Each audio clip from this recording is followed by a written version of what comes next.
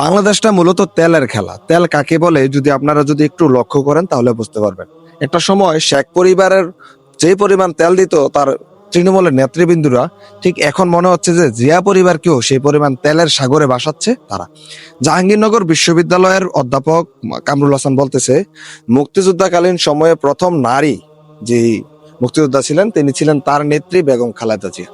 পরবর্তীতে তিনি আবার বলছেন যে মুক্তিযুদ্ধকালীন সময় শিশু মুক্তিযোদ্ধার প্রথম কাতারে ছিলেন জনাব তারেক রহমান এবং আরাফাত।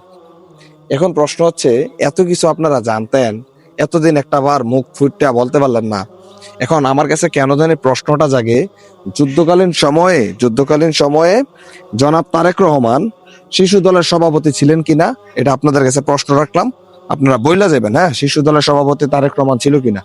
আর কত ভাই, আর কিভাবে তেল দিলে একটা নেতাকে উৎসাহিত করা যায়, একটা নেতার কাছ পর্যন্ত যাওয়া যায়, মূলত কিভাবে তেল দিলে। এই তেল দিয়েই কিন্তু বাংলাদেশটা শেষ করে দিয়েছেন। আরো তেল দিতে দিতে দিতে দিতে একটা তেলের খনি পাওয়ার কথা ছিল আমাদের ইতিমধ্যে।